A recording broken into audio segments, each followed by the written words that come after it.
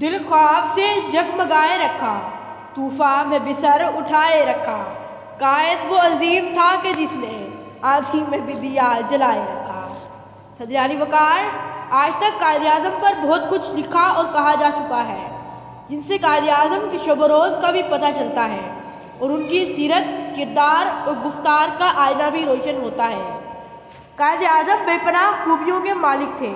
انہوں نے اپنی زندگی کو سنہری اصولوں کے مطابق بسر کیا اور خود کو اسلام کے سچے رنگ میں ڈھالا۔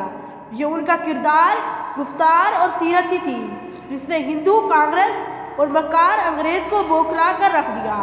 تاریخ عالم گواہ ہے علی وقار کہ اس مرد حق پرست نے سوئے ہوئے مسلمانان بر صغیر کی شرادہ بندی کی، ساکی تو جامد مسلمانوں کو لطف خرامات سے آشنا کر دیا، پھر سونے والوں نے انگڑائی دی، جاگنے والے شریک سفر ہوئے، یقین کے چراغ جلنے لگے، بے یقینی کی زنجیریں ٹوٹ گئیں اور پوری قوم اپنے عظیم مفکر کے نصب العین کو حقیقت کا رنگ دینے کے لیے اٹھ کھڑی ہوئی اور پاکستان دنیا کے نقشے پر نمودار ہوا اور آج الحمدللہ پاکستان ایک ایٹمی قوت ہے۔ حضرات گرامی، یہ ایک تسلیم شدہ حقیقت ہے کہ نظریات کبھی مرتی نہیں بلکہ ہمیشہ زندہ رہتے ہیں، اور جس قوم کا کوئی نظریہ نہ ہو اس کا عظیم ہونا تو درکنار وہ اپنا وجود بھی برقرار نہیں رکھ سکتی۔ اس لیے ہمیں بھی اپنی نظریہ پاکستان کی حفاظت کرنی ہوگی انشاءاللہ۔